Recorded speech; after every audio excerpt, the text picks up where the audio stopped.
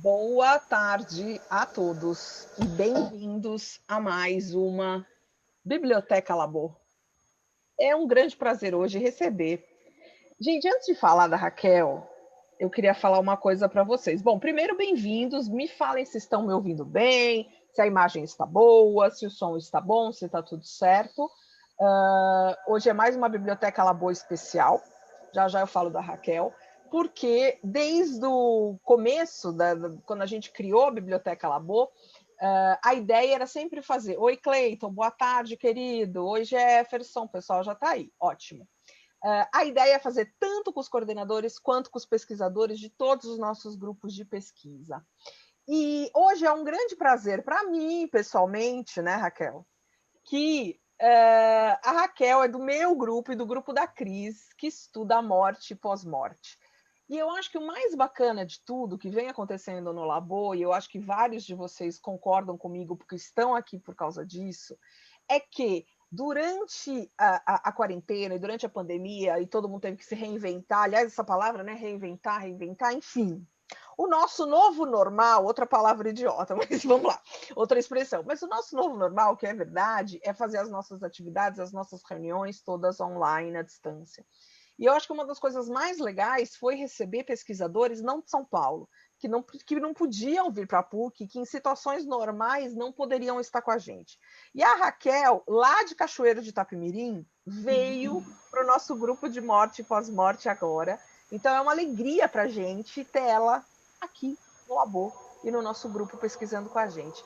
E ela escolheu para falar um livro da década de 40, um marco na literatura italiana, né, Raquel? Isso. Chamado O Deserto dos Tártaros, e que é claro que Raquel, sendo pesquisadora do grupo de morte e pós-morte, gente, ela vai falar bastante sobre esse tema, porque o livro, é claro, é também sobre esse assunto, mas ela sempre vai puxar a sardinha. Aí vocês perguntam, Andréia, mas assim, eu vou dar aquele spoiler, né, Raquel? Todo mundo morre no Com final. certeza.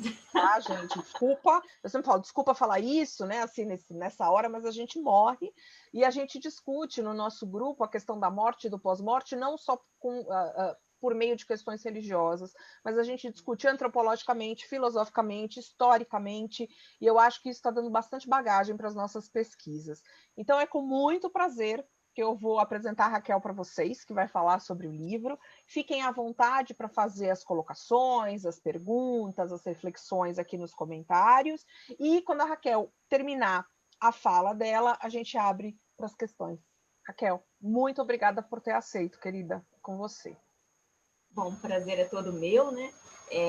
Primeiramente, quero agradecer a todos vocês, agradecer a professora Andréia por me dar essa oportunidade, ao Labor, a PUC São Paulo, a Fundação São Paulo.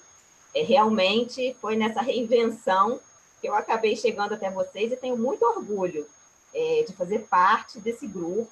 Para mim é um privilégio muito grande poder estar aqui com vocês e poder estar partilhando um pouco, né, desse conhecimento científico, né?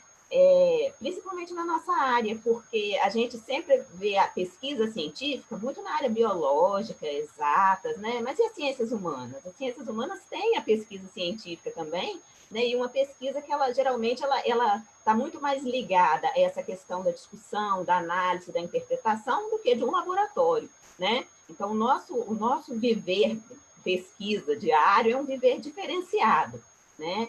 E que abrange uma série de ciências, como a professora Andréia colocou, né? A minha proposta é trabalhar o Deserto dos Tártaros, que foi um livro que eu me deparei com ele, já estava na minha estante há um tempo, e estava me incomodando, porque a gente ficar com o livro na estante parado é complicado. Então, veio a pandemia, e a pandemia me fez ler o Deserto dos Tártaros. Resolvi, vou ler essa fortaleza, essa coisa toda, longe, distante, procurando um objetivo, e peguei o Deserto dos Tártaros. E o que eu percebi? O livro foi escrito em 1940, né? Então, você pode dizer que tem 80 anos atrás ele foi escrito, e ele continua super atual para todo o contexto que a gente vive. Então, ele é um livro escrito por um autor italiano, Dino Buzzati, e ele tem, o interessante do Deserto dos Tártaros é que ele pode te dar uma série de possibilidades de interpretação. Então, eu posso interpretar a obra em razão do tempo, em razão da rotina, em razão da vida, em razão da morte, né? O meu foco aqui vai ser em relação à morte, porque, na realidade, o ponto auge da obra é justamente o momento da morte, né? E a reflexão que a gente faz é justamente essa reflexão, até que ponto a minha vida está sendo bem vivida, e até que ponto nós nos deparamos o tempo inteiro com a morte, mas nós sempre colocamos a morte para debaixo do tapete. Ela fica sempre escondida, né? Se eu falo da obra Deserto dos Tártaros, pensando na rotina e no tempo, eu estou focando na questão da vida, mas eu tiro a morte, né? Na hora que eu puxo para o ponto morte, aí é a hora que realmente a gente para fazer uma série de reflexões que são relativas à vida, né?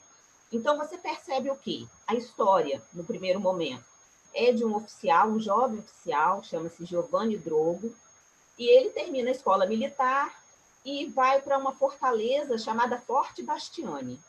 Ela fica situada assim numa fronteira de algum lugar, algum país, que a gente não consegue entender muito bem qual é o país, a gente não tem muito a noção de que tempo histórico que o autor está falando. Você percebe durante a obra que o tempo passa, mas parece que nada se modifica, e isso é próprio do que o autor gostaria de estar passando, né? Desse trabalho relativo ao tempo, né? Então, você não vê, você vê o tempo passar, mas parece que nada muda, né? É uma rotina muito grande que é apresentada na obra. E o que é que acontece? Esse forte distante, que fica localizado nesse tal deserto dos Tártaros, é uma guarnição que ela, na verdade, é inútil, porque não tem um inimigo, não tem um provável inimigo, né? Você tem um forte enorme, você tem militares ali que estão esperando um perigo chegar. Então, você até esse momento, você tem um perigo que a gente pode dizer que é virtual, né? Você tem uma expectativa permanente de que algo vai acontecer. Então, como você tem expectativa o tempo inteiro, você tem uma esperança, né? O que acontece quando a gente joga essa questão para a questão da morte? Todo mundo sabe que um dia vai morrer, então é uma expectativa permanente. Você pode não colocar isso na sua rotina diária, mas uma hora, a única certeza, né, aquele ditado que fala, a única certeza que a gente tem é da morte. Mas você tem que saber vivenciar esse tempo, que é um tempo de esperança, que é um tempo de vivência, e que você também não tem muita noção de quanto tempo será. Porque ninguém também tem noção de quanto tempo vai viver. A gente pode ter até uma expectativa de vida, que fale que a gente chega a 80, 100 anos hoje, mas não existe uma garantia que amanhã, por exemplo, eu vou estar aqui para continuar conversando com vocês sobre a morte, né?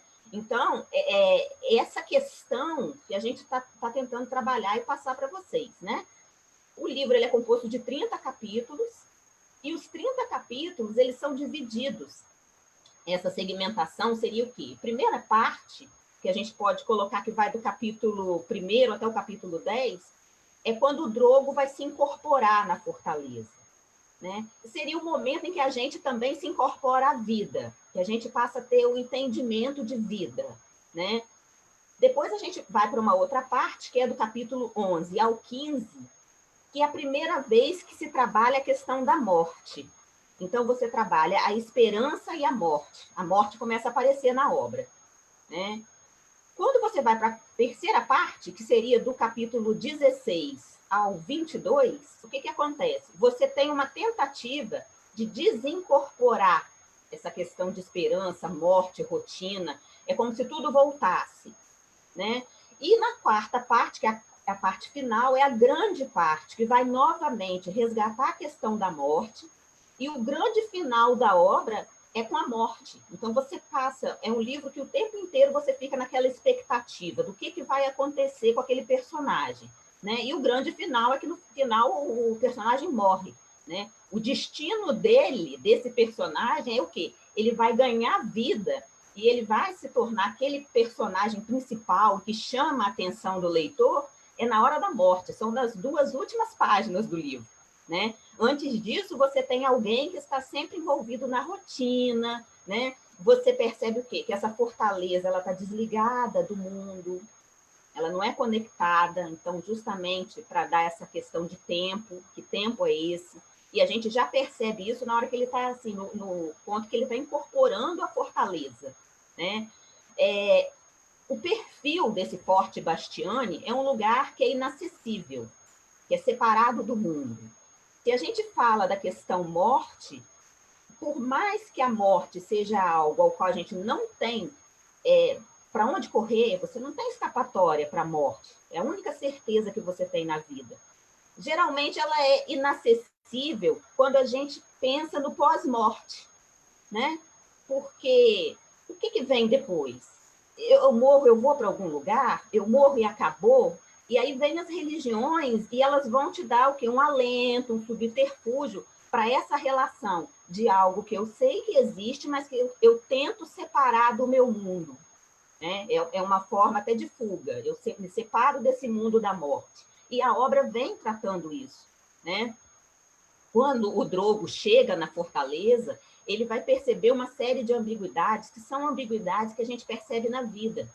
Então, ele percebe, primeiro, que ele foi para um posto distante, num tal deserto dos Tártaros, onde todos iriam a pedido, e ele não sabe explicar por quê, ele foi convocado. E aí, o primeiro momento, ele quer fazer o quê? Ele quer voltar, porque ele não pediu para estar ali. Né? Na nossa vida, em quantos momentos a gente também não passa por essas situações?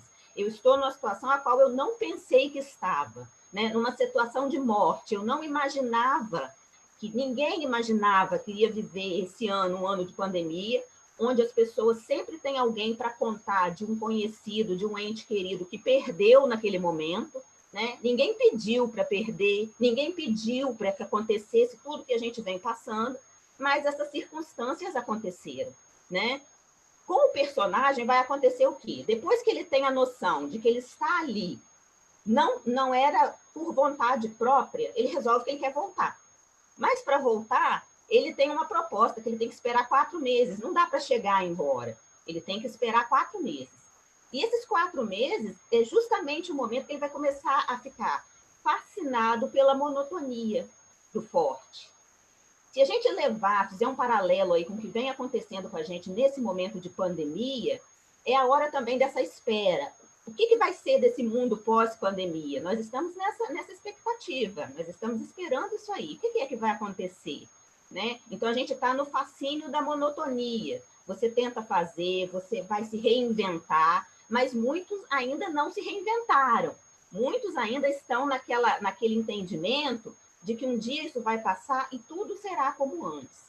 E não vai ser. Como a gente também percebe quando a gente fala do tema morte. Todo mundo vai morrer, mas a partir do momento que morre alguém próximo a nós, o que acontece? A vida ela vai ter que ser ressignificada, ela passa a tomar um outro sentido. Né? Você não pode mais pensar simplesmente, fulano morreu, beleza, enterrei, vida que segue. Porque você está levando isso para algum lugar, né?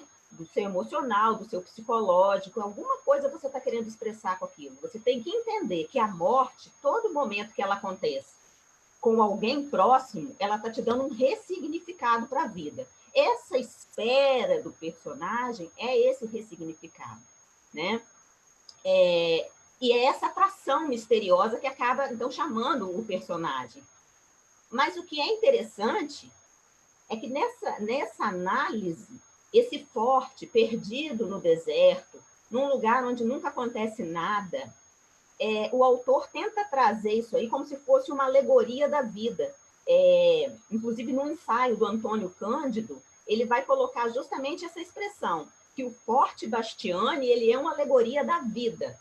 Por quê? Porque ele vai tentar representar o nosso modo de ser e de viver. Né? A partir de um ideal, de uma angústia, de uma ansiedade que é refletida no personagem Drogo. Né? Então, o nosso modo de vida, na verdade, é o Forte Bastiani. Nós é que tentamos o tempo inteiro reverter essa situação. Como? Fazendo várias postagens na rede social, colocando situações as quais são interessantes, mas a gente coloca um pouco de imaginação, de ilusão e cria uma situação que não é a situação real, porque a situação real seria o Forte Bastiani, é o meu modo de ser e o meu modo de viver. né? Existe o ideal e o real, inclusive com relação à morte. Isso aí fica muito claro. Outro ponto que é fundamental nessa obra é a questão da rotina. É a rotina na fortaleza, onde nada acontece, que vai transformar essa fortaleza em algo supremo. Porque o tempo passa, todo mundo continua fazendo as mesmas coisas, essa estrutura militar que ele apresenta é aquela estrutura padronizada, do uniforme, do todo mundo tem que ser igual, mas todo mundo é igual com sentimentos diferentes. Os personagens apresentam sentimentos diferentes, né? Mas a rotina aqui na obra é uma rotina que vai levar para o coletivo, porque todos eles entram naquela mesma rotina. Faço sempre as mesmas tarefas, porque eu estou sempre olhando no horizonte o que pode me acontecer. Mas eu nunca dou o passo para acontecer. A todo momento eu sei que eu não sou eterno, né? Eu sou um ser que tenho um momento de finitude, mas a gente às vezes não para analisar isso. E aí, se você pudesse, quando chegasse no momento da sua morte, fazer uma análise da sua vida, muitas vezes você vai entender o quê? Poxa, minha vida foi uma vida de rotina. Né? Será que a minha vida foi bem vivida? É uma reflexão que a gente faz, né? Então, é rotina do serviço, rotina de surpresas que você tem a partir dessa rotina, né? Essa rotina, ela vai ficar muito parecida com um congelamento do ser, da conduta, né? E vai estar sempre contrastando com o quê? O contraste, ele vem do que eu queria que fosse diferente, do que eu queria que fosse divertido, do que eu queria que fosse uma aventura, e não é, né? Então, essa rotina vem para a gente fazer uma análise de quê? De organização do tempo. A gente precisa organizar nosso tempo para a gente poder chegar a um futuro desejado, porque senão a gente não sai da rotina, né? Essa vida na fortaleza que o Dino Buzzati vai colocar é justamente para estar mostrando para a gente a questão do drama do tempo, né? Se eu também não faço nada, esse tempo está vazando, né? Então, ele está como se fosse uma ampulheta. A areia vaza e o tempo está passando, e o que eu estou fazendo? Eu estou simplesmente virando a ampulheta para que essa areia continue passando, né? Mas, na melhor das possibilidades, eu estou perdendo o meu tempo, né? Esse vazar do tempo aí é uma coisa que a gente precisa estar sempre refletindo, é necessário. Outro ponto também da obra que é interessante e que diz muito com relação à fortaleza é o quê? Quando o Drogo chega, ele entra, a primeira coisa que o autor vai descrever é o quê? Ele entra no Forte Bastiani e o portão é fechado. Então, tudo é deixado para trás, né? É alguma coisa que é individual. Não adianta. De agora para frente, é comigo mesmo, né? E se fechar o portão, a gente pode fazer uma análise também com a questão da morte. Em algum momento da nossa vida, o portão da vida vai fechar. E o que a gente deixou para trás? Né? A proposta não é que a gente fique o tempo inteiro pensando na morte, porque ela vai acontecer, mas que eu faça da minha vida uma vida que realmente tenha proveito. Que quando eu chegue nesse momento de fechar o portão feche, mas eu penso assim, não, mas eu realizei tudo aquilo que eu tive a intenção, ou o máximo daquilo que eu tinha desejo, eu consegui realizar, né? Quando, então, chega, eu vou chamar aqui de segunda parte, que é a hora do livro, ali do capítulo 10 ao capítulo 15, que ele trata a primeira vez da morte, ele vem com a morte de uma forma muito estanque. Inclusive, essa é uma característica da escrita do autor. Ele não mede palavras. Então, se o personagem morre, ele morre. Ele não vai descrever uma paisagem, não. Entendeu? Ele é bem direto. E aqui, nesses capítulos, é a hora que a gente vê o Drogo presenciar a morte muito próxima dele. Aqui tem duas mortes que são mortes fundamentais, que seria a morte do Lazari, que é um soldado, e essa morte do Lazari vai encarnar o quê? A rotina, o limite que chega à rotina, né? Através dessa lei da fortaleza. Porque o que acontece? O Lazari é um soldado, um sentinela, e lá no forte, sempre que o dia terminava, trocava a senha. Então, quando você saía do forte, você ia para o deserto, para alguma manobra, um exercício, você tinha que sair sabendo qual era a senha e qual seria a próxima, porque senão você não entrava. Isso é uma questão de vigilância. E o que acontece com o Lazari? O Lazari, ele é um sentinela, e ele vê lá da posição dele que tem um cavalo perdido naquele deserto. E ele começa a pensar que ele precisava de capturar, até porque ele estava achando que aquele cavalo era muito parecido com o cavalo dele. Então ele começa a se questionar, gente, será que esse não é o meu cavalo? É o meu cavalo que está perdido, como eu vou ficar sem esse cavalo?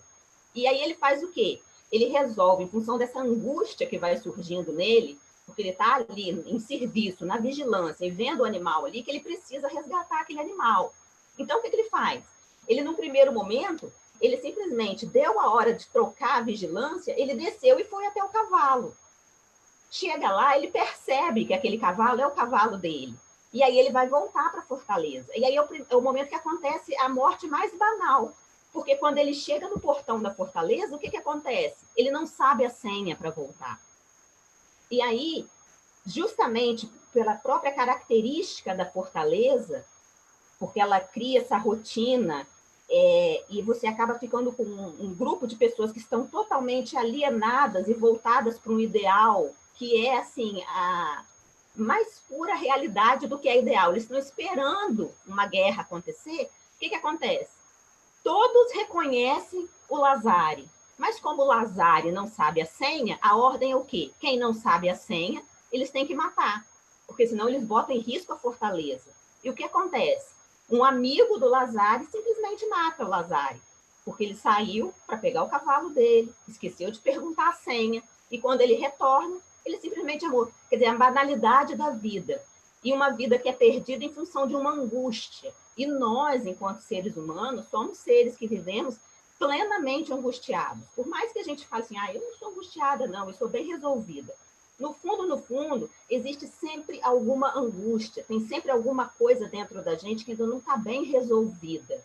Né? E esse não estar bem resolvido, que aqui é exemplificado com essa questão do cavalo, levou o quê? A perder uma vida por isso, porque o cara simplesmente não sabia a senha. Né? Então, ali é a morte banal. A segunda morte que a gente vai perceber nesses capítulos aí é a morte do Angustina, que é um tenente. E o que acontece? A morte do Angustina também é uma morte que não é preparada. O autor o tempo inteiro mostrar para a gente a realidade da vida. Ninguém vai preparar a sua morte, né? Porque ela vai acontecer e ninguém sabe quando. Mas a morte do Angustina, ela vem como uma morte espetacular. Por que ela seria espetacular? Porque ela faz um contraste. Num determinado tempo, eles chegam à conclusão que tinha alguns pontos pretos no final do horizonte e que poderia ser algum exército inimigo. E aí eles resolvem que eles precisam juntar um grupo de soldados para ir até esse local para descobrir o que são aqueles pontinhos. Então, dentro desse grupo, você tem o tenente Angustina. E o que o Angustina faz?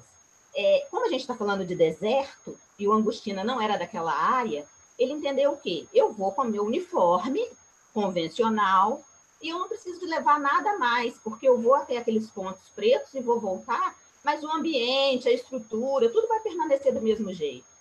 E a morte do Angustina, então, acaba sendo uma morte espetacular. Por quê?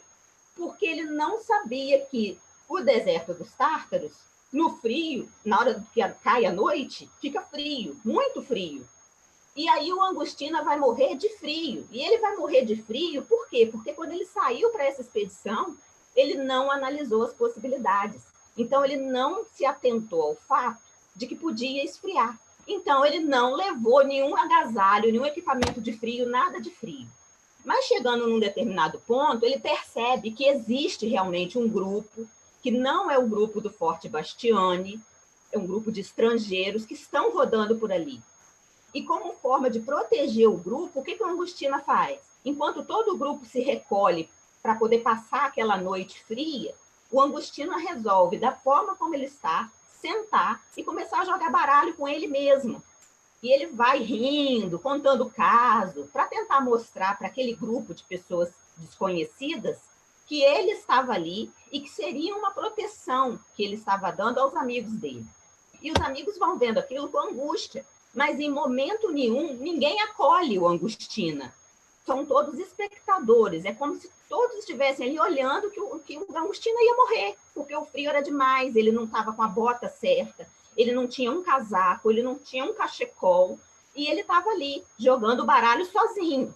né? E o que acontece? Aos olhos de toda a tropa vê o Angostina morrer de frio. De repente, o Angostina para de falar. E aí, na hora que ele para de falar, é a hora que ele morreu, né? Então, você vê aqui o quê? Contrastes. Você tem uma morte sonhada, porque essa morte do Angostina é a morte sonhada pelos oficiais, porque ele foi numa expedição e ele morreu de frio na expedição. Então, é uma morte gloriosa, né? É uma morte que foi resolvida com heroísmo, porque ele não tinha um casaco, mas ele ficou no frio, né? Por mais dolorido que fosse, ele estava ali falando, gritando, rindo, para mostrar para o inimigo que, por mais adversa que fosse a situação, ele estava bem. Então, essa seria a morte sonhada pelos militares, né? Todos naquele forte gostariam de morrer numa batalha. E vem a morte, que é a morte real, né? E o que é a morte real? As mortes são diferentes, são acidentais, são obscuras, que é o caso do soldado Lazare. Por que ele morreu? Ele morreu porque ele foi resgatar o cavalo dele, que fugiu do estado, né? E aí ele morreu por quê? Porque todo mundo sabia que ele era o Lazare. Acontece que ele não tinha senha, né? Então é a banalização também da vida, mas uma banalização para mostrar o quê? Que até na morte existe um ideal. Até a morte a gente não pode padronizar, né? Existem diferentes vertentes para você compreender a morte. E o autor faz isso muito bem nessa parte do texto, né? Depois ele vem, o autor, nos capítulos 16 ao 22, ele vem com uma tentativa de desincorporar essa questão da morte, tirar essa questão, porque a gente morre, mas a vida continua. Só que a partir dessas mortes é que o Drogo vai tentar retomar a vida dele, né? Porque ele começa, então, a fazer a reflexão que nós muitas vezes fazemos num velório, por exemplo. Você vê ali a pessoa no caixão e tal, e você começa a refletir o quê? Poxa vida, o que eu estou fazendo da minha vida? Né? Eu preciso resgatar o tempo que eu perdi. Até tal dia, até ontem, fulano estava bem, hoje fulano já está no caixão. Então, esse tipo de reflexão que nós estamos fazendo, que nós fazemos, é o que o autor quis colocar para o Drogo fazer também. Então, nesse resgate de vou resgatar o tempo perdido, acontece o quê? 2 encontros que são, assim, fundamentais para que o Drogo dê um passo importante na vida dele, e também um passo na obra, porque aí também a obra vai tratar de mais uns 30 anos da vida do Drogo dentro do Forte Bastiani. Então, logo depois dessas mortes, ele vai procurar uma antiga namorada, porque quem sabe, se ele voltasse para a namorada, voltasse para a cidade dele, ele não ia conseguir viver a vida melhor. E aí ele descobre o quê? Que em relação do tempo, como ele ficou muito tempo afastado dessas pessoas, o tempo afasta as relações, afasta as pessoas, muda os objetivos. Então, o tempo tem essa capacidade, né? Se você fica muito tempo sem falar com alguém, muito tempo sem exercer determinada atividade, muito tempo sem fazer determinada coisa, o que acontece? Existe um afastamento. E esse afastamento vai gerar uma indiferença. E foi o que acontece nesse encontro com a namorada. Quando ele olha a namorada e olha a cidade dele, ele não conhece mais a namorada enquanto uma pessoa que era próxima a ele, e ele percebe que a cidade mudou, que ele não faz parte mais daquilo ali. Então, o tempo veio para afastar. E um segundo momento seria o momento em que ele, então, no forte, porque ele volta para o forte, e ele tem uma entrevista com o comandante, porque agora era o grande ponto, era a hora que ele podia sair do forte. E aí ele vai descobrir nessa entrevista que a vida é composta por coisas maravilhosas, mas também por coisas ruins. Ela também é composta por traição, por falsos amigos, por interesses. Então, o que o Drogo vai perceber? Que ele, no final das contas, por estar muito voltado para uma rotina, sempre executando as mesmas coisas, ele foi jogado para trás. Porque nessa entrevista, ele descobre o quê? Que depois de 4 anos que ele estava no forte, ele teria direito à remoção, ele poderia sair dali. Só que tinha um protocolo para fazer, tinha um requerimento prévio que tinha que ser feito. E ele não sabia. E muitos colegas foram transferidos porque eles tinham interesse, era nas próprias remoções. E aí o que acontece? Eles deixaram o Drogo de lado. Então são as decepções da vida que acabam acontecendo com a gente. Você confia no sujeito e o sujeito, de repente, te decepciona. E aquilo ali é um momento também que ele passa de profunda decepção, porque ele vê os colegas tendo a oportunidade de ir embora e ele agora não podia porque ele não sabia das regras, né? E, além do mais, tinha uma advertência que atrapalhava toda a situação. Quando a gente falou lá atrás da morte do soldado Lazari, quem estava? O grupo estava sob o comando do Drogo. E o Drogo, em momento nenhum, anulou a ordem do sentinela para não atirar. O Drogo estava tão envolvido naquele fazer diário, e às vezes nós estamos tão envolvidos nos nossos fazeres diários, que nós não percebemos coisas que são óbvias. Então, o óbvio era o Drogo, que também conhecia o Lazari, como ele estava no comando, falou o quê? Não, não vai matar. Ele está liberado para entrar. E não, a rotina veio e cegou o Drogo, né?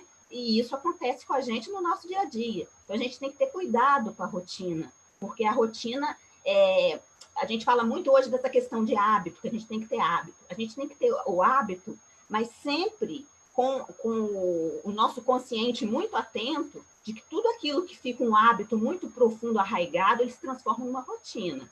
E nem sempre a rotina vai ser pontual, nem sempre a rotina vai ser algo positivo, como não foi, porque a rotina aqui gerou a morte acidental, como eles colocaram na advertência do Drogo, mas gerou a morte de um amigo, que era o soldado Lazari. Então, em razão dessa advertência, ele também não poderia sair do forte.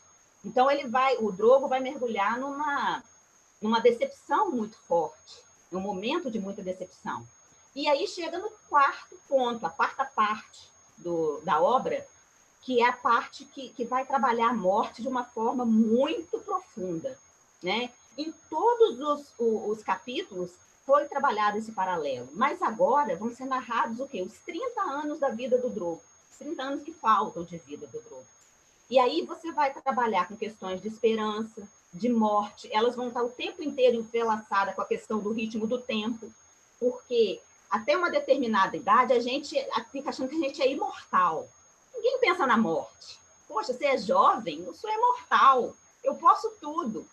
E num determinado ponto da nossa vida, a gente começa a fazer essa reflexão. Poxa vida, eu sou mortal. E o tempo agora é meu inimigo. Porque cada ano que passa é menos tempo que eu tenho. Porque a gente geralmente vai fazer o quê? A gente coloca no tempo a questão da morte. Então, a morte está sempre ligada à questão de tempo. Você nunca liga a morte à questão de vida, porque você acha que o bebê, a criança, o jovem, ele não é tão propenso à morte quanto o adulto, o idoso, né? Então, tem essa questão que o ser humano ele acaba criando para poder compreender a morte, né? E aí o que acontece? Nesses 30 anos, ele vê mais da metade da guarnição de colegas dele indo embora. E a fortaleza vai ficando semi-deserta. E quem fica nessa fortaleza são os esquecidos. Poxa, ninguém está lembrando dele, né? E aí começa uma fase também de expectativa, porque o que acontece? Já no final desses 30 anos, um tenente Simeone, que era um amigo também do Drogo, ele começa a ver o quê? Que aqueles pontos pretos lá no final do horizonte, eles estão se aproximando. Eles estão se aproximando e que algo vai acontecer. Só que o Drogo, nesse momento, também ele começa a ter a noção de que o tempo agora é corrosivo, o forte arruína a vida dele e o tempo, os homens que ainda estão ali, eles estão envelhecendo, mas o Drogo ainda está na esperança do grande momento em razão dessa fala do tenente Simeone, que os pontos pretos eles estão se aproximando, né? E uma coisa interessante relativa ao tempo, que também é apresentada aqui, é o quê? A questão das gerações que substituem, né? O tempo corre e as gerações são substituídas. E a fortaleza ela vai continuar ali naquele mesmo destino de apresentar a rotina. Que horas que isso acontece? Nesse período de 30 anos, os primeiros 15 anos, um dia, o Drogo, que agora já é capitão, vai receber um jovem, que é o tenente Moro. E a recepção que o Drogo dá ao Moro é exatamente a recepção que ele teve quando ele entrou na fortaleza, né? Então, o desânimo que ele viu no tenente, quando o tenente recebeu ele, foi o mesmo desânimo com o qual ele surge para encontrar esse tenente Moro, que também está naquela fase de expectativa, achando que o forte é uma maravilha, que ele tem muita vida para frente, que muita coisa vai acontecer. Então, é como se a fase final começasse com uma réplica do que foi o começo da vida, né? E aí, nesse momento, vai se falar da idade, vai se falar de doença, vai se falar de velhice. O Drogo, nesse momento, ele já é quase um inválido, ele tem uma doença no rim, é uma doença degenerativa, e ele não vê o ideal dele sendo realizado, né? E mais uma vez ele tem uma decepção no final da vida, porque quando eles percebem, então, esse Simeone, então, agora já coronel, percebe que realmente tem uma movimentação, que realmente está chegando uma tropa para invadir o forte, e aí o Drogo pensa assim, poxa, apesar de eu praticamente não estar mais cabendo no uniforme, porque ele já estava tão magro e abatido, ele pensa que agora ele ia realizar o ideal de vida dele. Mas aí o coronel Simeone, até então dito amigo, vira para ele e fala o quê? Drogo, infelizmente, agora eu vou ter que dar baixa no seu tempo, porque eu preciso do seu quarto, que o seu quarto é muito grande, arejado, e eu tenho que alojar um grupo muito grande de oficiais, que eles vão vir como reforço para essa invasão que está acontecendo. Então, não posso deixar você sozinho nesse quarto, e você hoje não tem mais condição de ajudar a gente em nada do que vai acontecer aqui. Então, como você já está inválido, você vai entrar naquela carruagem que já está te esperando no pátio, e vai ter um grupo de soldados que vai te levar para a cidade de volta. E aí o Drogo entra, né, em choque, ele entra nessa carruagem, ele vê as tropas, as novas tropas chegando, os reforços chegando, realmente a guerra vai surgir, e na hora que ele pensa que era a realização da vida dele ia acontecer, não acontece, né? E aí você vai para o último capítulo da obra, que é a morte. O interessante dessa obra também, que eu quero deixar para vocês, é que não tem título, os capítulos não têm título, é só capítulo 1, capítulo 2 e até o capítulo 30. Mas o capítulo 30 poderia ser chamado A Morte, né? Porque descendo, então, dessa fortaleza, indo para a cidade dele de volta, ele muito amargurado, ele resolve que ele quer parar numa hospedaria para descansar, porque ele não estava aguentando a viagem aquele tempo todo. Então ele vai ficar num quarto sozinho, né? E aí ele começa a refletir se ele não está perdendo a vida inteira. Ele perdeu a vida inteira no forte, né? E no final ele foi posto para fora, no momento que era chegada a hora especial para ele, a hora esperada para ele, né? E aí você percebe o quê? Que o grande inimigo e o último inimigo do Drogo é a morte. E a gente pode então refletir o quê? Que o morrer é solitário. Por mais que existam pessoas ali ao seu redor, é um processo solitário. E o Drogo chega a essa conclusão, o Dino Buzzati, que coloca ele também num quarto, sozinho, sem luz e tal, justamente para caracterizar melhor essa solidão, né? Você chega ao mundo sem ninguém, e isso é muito festejado, mas você deixa o mundo sozinho, e você vai para um lugar estranho, você não sabe para onde você vai, né? Sempre nessa solidão, né? E é o que acontece. Essa morte dele, que seria a grande aventura que ele viveu no livro todo, foi a espera de uma invasão que nunca aconteceu, e o auge do livro vem no último capítulo, quando ele percebe o quê? Que ele está sozinho, solitário, que ele é insignificante, que ele está frustrado, mas ali também que ele descobre a plenitude, né? Porque ali é o final, são os últimos momentos, é o tempo final que ele tem de vida. E ali ele tem consciência de que ele está na plenitude para enfrentar aquele momento sozinho, com firmeza, com tranquilidade, e que aquele momento da morte seria assim, o momento supremo da vida de todo homem, né?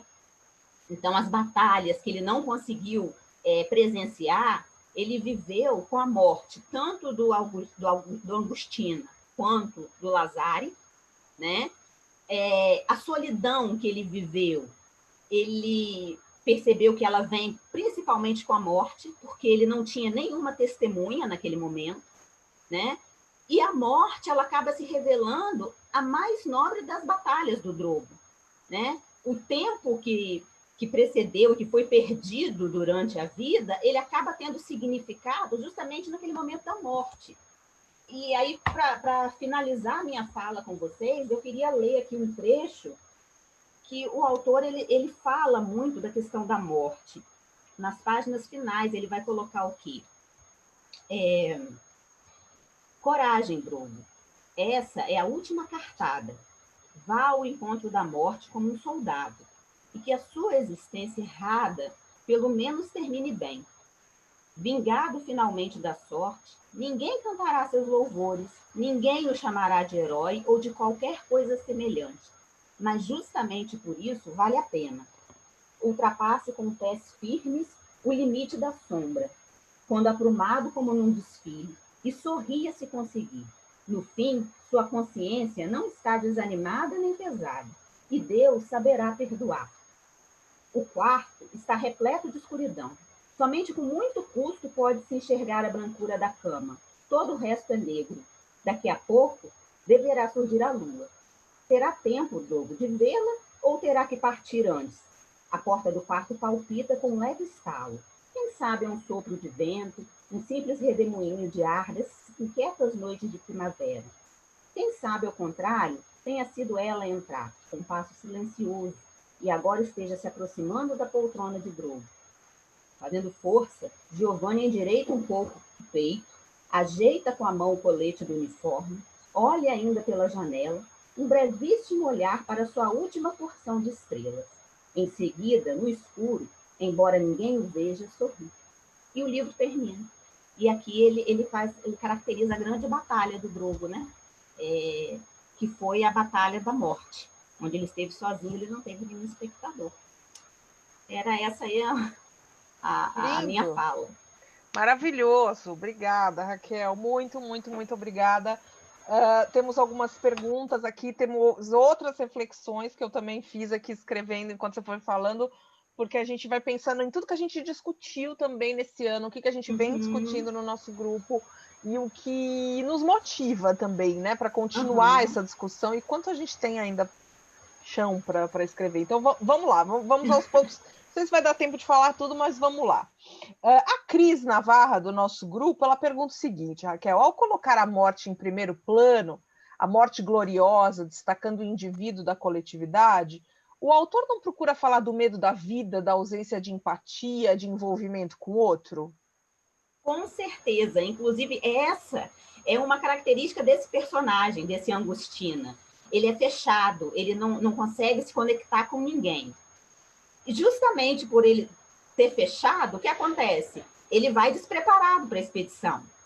E quando ele está despreparado, tem os momentos de reflexão em que ele pensa, poxa, por que eu não levei a bota tal? Por que eu não trouxe o cachecol tal? Poxa, mas também eu não perguntei para ninguém, eu não falei com ninguém, né? Então, muitas vezes a morte é gloriosa e banal, porque foi banal, justamente por essa falta de contato com o outro. Sim.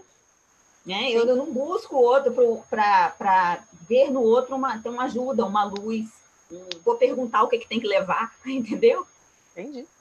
Então... A Cris falou exatamente, excelente exposição, escolha da obra que foi comparada à literatura de Kafka. Olha, não sabia, que maravilha, gente. A Edilene está falando muito obrigada, Raquel. Nossa Flavinha falou muito bom, convite a ler o livro. O Cleiton, agora vou fazer uma pergunta do Jefferson. Se todos morreremos, por qual motivo essa sensação de brevidade e realidade da morte se dá de maneira mais visível com pacientes em fase final de vida? A nossa rotina nos tira essa sensação? O que você acha? Excelente pergunta, hein, Jefferson?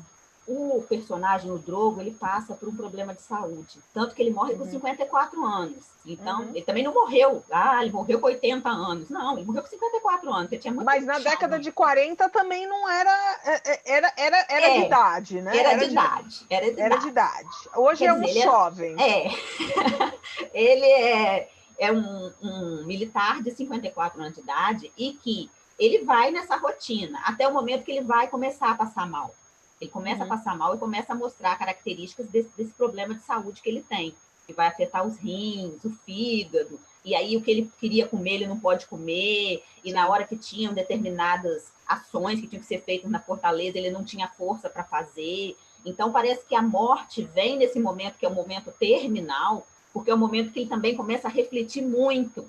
Ele reflete que, poxa, eu vi a minha ex-namorada como uma estranha, mas eu podia ter retomado a minha vida. E eu não retomei porque minha mãe também já tinha morrido, meus irmãos não estavam mais na cidade. Ele começa a pensar também nessas mortes que aconteceram, porque o Angustina, ele tem um sonho premonitório, que o Angustina ia morrer. Ele vê o Angustina perto de um caixão, no meio de um monte de fadas, é um negócio bem alegórico. E ele vê o Angostina saindo despreparado, mas ele não fala com o Angostina. Então, é outro momento, na hora daquele final ali, aquilo fica uma angústia que vem muito forte. Outra angústia que aparece muito forte é porque ele também lembra do Lazare, que afinal de contas estava no comando dele. Ele resolveu ser rígido e manter uma rotina, porque era um ideal do exército, que se não tinha senha não poderia entrar, e matar uma pessoa próxima. Então, nesse momento, é diferente, por exemplo, do Lazare. O Lazare vinha com o cavalo, achando que ele ia voltar, que tinha o jantar, estava na hora do jantar, ele ia tomar um banho, botar o cavalo no estábulo, leva um tiro. Morreu. Ele não teve tempo de... Lazare não refletiu. Não. Mas quando você fala de uma pessoa que está no estágio terminal, a pessoa começa, então, a fazer esse tipo de reflexão como personagem. Quanto eu podia ter feito diferente? A gente leva isso para a vida. Na vida. Né? Eu anotei umas coisas quando você estava falando, e eu acho que eu também estava pensando agora no que o Jefferson colocou e o que o pessoal colocou. Você estava falando, Raquel, da questão do tempo, o afastamento e a indiferença, e como as coisas mudam, obviamente, nessa questão. E aí me lembrou, obviamente, que a gente faz a reflexão com a nossa cabeça de hoje, e a gente pensa nas redes sociais. Que é hoje, eu acho que um retrato de quando a gente quer ver isso. Vou dar um exemplo. Porque quando a gente fala de morte, né, e eu acho que a gente vem discutindo isso muito, morte, luto, a gente não está falando da morte física somente para alguém que morreu. Você está falando de morte de um período da sua vida, morte de uma parte de você que foi embora, enfim, são várias mortes que a gente vai encarando ao longo da vida, muito bem. Mas aí quando você estava falando assim, dele passar os 30 anos e foi ver, achando que o tempo parou, talvez, né? Então, quer dizer, vendo uma cidade que achava que ia encontrar namorada e tudo mais, e a vida andou. Né? E a gente vê nas redes sociais hoje, e a gente que está toda hora analisando isso, como as pessoas acham que elas vão passar incólumes na vida sem viver essas pequenas mortes. E que elas serão sempre as mesmas. Eu sou sempre a mesma Andréia daquela de 15 anos, que fazia isso, fazia aquilo. Então eu estou no Facebook, eu falo de como era a minha vida na década de 80, na década de 90, um grupo da escola, um grupo disso. E eu acho que, de uma certa maneira, é um jeito de lidar com a finitude. Né? Que as pessoas acham que não, que elas permanecendo ali, talvez elas vão ser imortais. Você pensou nisso? Com certeza. As redes sociais, elas acabam, hoje a gente tem isso muito claro, elas acabam imortalizando momentos. E aí, o que você tinha antigamente e que tem... Hoje a gente tem geração que não viveu isso. Né? Se a gente for levar para a tecnologia, antes você tirava uma foto, você tinha que ter o negativo, para você revelar aquela foto. E você guardava com todo cuidado, fazia um álbum com aquela foto. Porque você tinha que realmente tirar uma fotografia de um momento que fazia sentido para você. Porque se você perdesse o negativo, você tinha que comprar outro, porque aquela foto estava perdida. Então, o significado do que você apresenta antes para o que você apresenta hoje com as redes sociais e a tecnologia é o quê? Eu eternizo o que para mim é interessante. Exatamente. E eu posso eternizar uma série de vezes. Então, eu pego meu celular, tiro a foto, não tá boa, apago, pego outro, e vou. Depois que eu tirei a foto que eu quero, eu jogo um filtro nela, para mim ficar bem bonitona, entendeu? E eternizar aquele ideal. Então, hoje, com as redes sociais, você tem eternizado... E eu vou driblando a morte, né? Isso, eu vou driblando eu boto o filtro. Eu vou driblando a morte da minha infância, eu vou driblando a morte da beleza, eu vou driblando a morte da juventude, né? Entendeu? Você escolhe, você então cria. É o que a gente fala que o que é o virtual, né? O virtual seria justamente isso, essa possibilidade de você criar uma realidade paralela da sua realidade, né? Isso não era possível há anos atrás. Justamente com esse exemplo que eu estou te dando da fotografia, né? A máquina de escrever, você tinha lá que colocar a folha e tal, e se você escrevesse uma letrinha que saía errado, você perdia tudo. Hoje, no computador, você escreve, tira de novo, apaga, deleta, refaz do seu jeito, entendeu? Então, relacionar essas questões com a questão da morte, hoje, ela acaba tomando um outro sentido, né? Porque você pode se imortalizar muito mais vezes e você se imortaliza dentro da sua realidade. Você muitas vezes não vai se imortalizar dentro da realidade do seu pai, da sua mãe, de um amigo que tirou aquela fotografia e que achava que aquele momento era um momento que tinha que ser eternizado. Entendeu? Porque simplesmente você pode até pedir o seu amigo para tirar uma foto numa festa.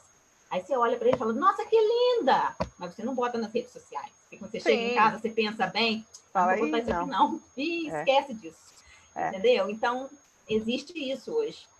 A Edilene está falando, eu vejo muito isso nos grupos de escola da época. Sim, porque naquele grupo, né, Edilene, e é o que a Raquel e eu a gente está falando, exatamente, a pessoa ali, naquele grupo, ela tem a imagem dela mesma feliz, contente, sem ter passado por mortes, sem ter passado pelas tristezas, sem ter passado por aquilo, e ela quer viver e ela acha que é possível reviver aquela pessoa que ela foi com determinada coisa, né? Ou que ela pode ficar eternamente 30 ou 30 anos esperando aquele momento como se nada tivesse acontecido, né? E que aquilo na cabeça dela, esperança, como você disse, né? Quer dizer, os 30 anos dele, da personagem, foram de esperança. Que alguma coisa fosse acontecer. Quantos que não estão vivendo essas questões hoje com a pandemia? Exatamente. Porque elas estão esperando o que depois da pandemia, como será? E a gente tem que ter muito cuidado com essa questão da esperança, porque ela te ajuda e te dá força, mas ela também te paralisa, como aconteceu com o personagem. Se você for analisar a história, esse comandante Simeone entrou junto com o Drogo, mas ele chegou a ser comandante. E o Drogo não saiu do capitão, ele ficou naquela patente, ele ficou esperando, né? E é justamente esse esperar.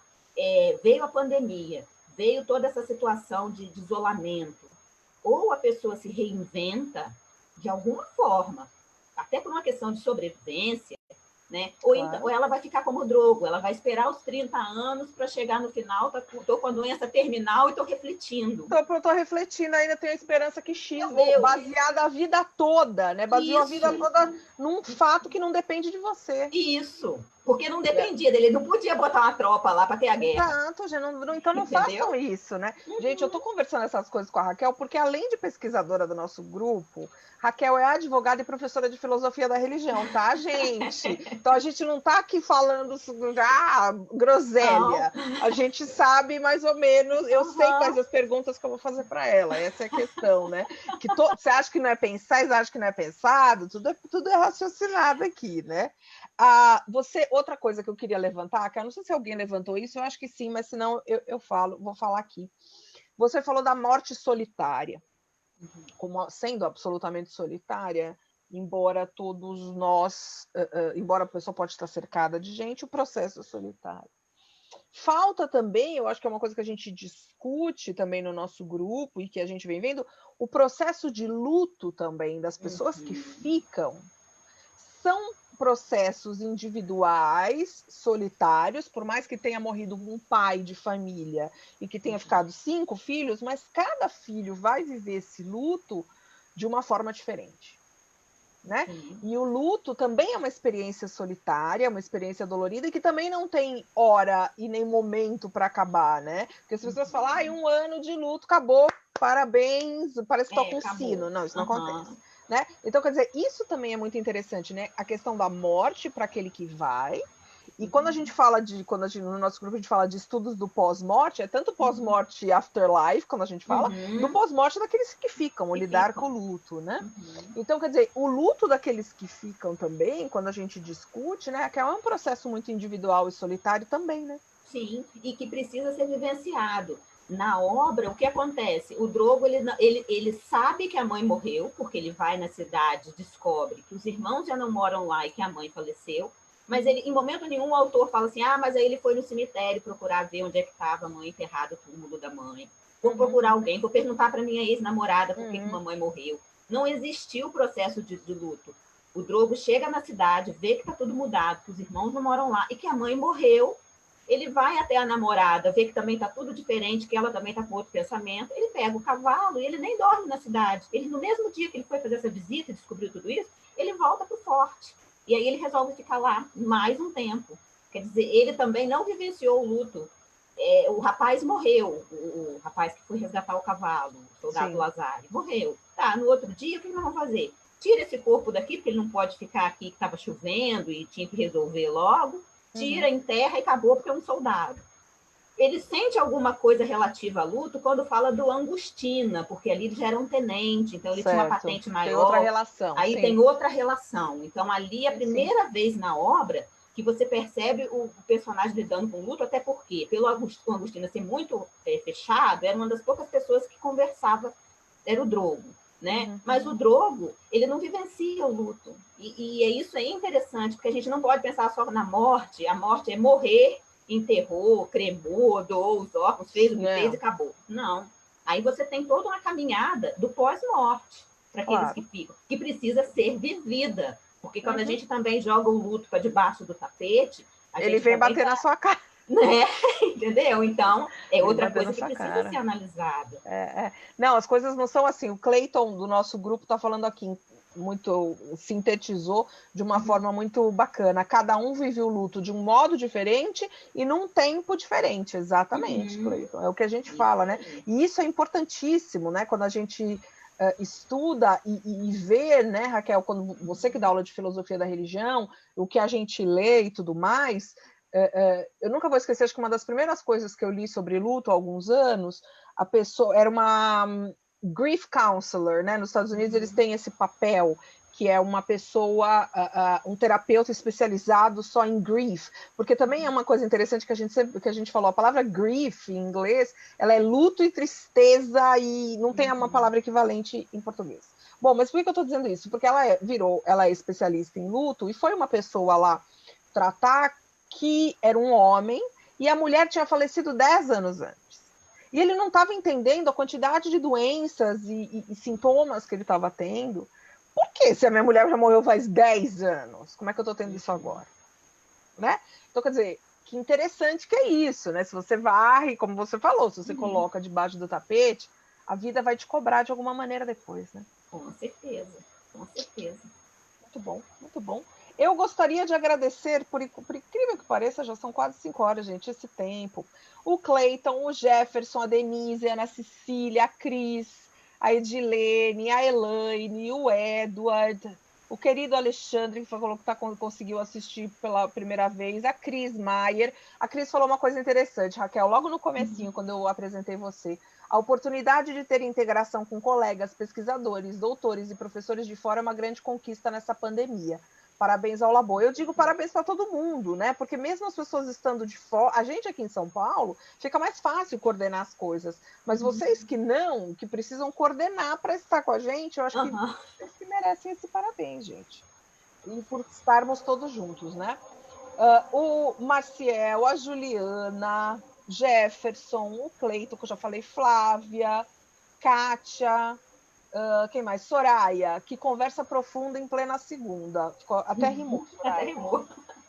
Soraya, eu vou dizer que no Labor, no nosso grupo de morte, os demais grupos que tratam deste assunto de forma delicada, a gente não sabe o que é ter uma conversa que não seja profunda, né, Raquel? É verdade. Tipo, não tem uma conversa leve sobre o que vamos tomar, nada. Pra gente é esse tipo de conversa. Mas é isso, eu agradeço muito a todos que estiveram aqui. Raquel, muito, muito obrigada, viu? Obrigada a você, obrigada a todos que assistiram. Foi um imenso prazer para mim, com certeza. Imagina, o prazer é todo nosso. Semana que vem a gente tem outro pesquisador.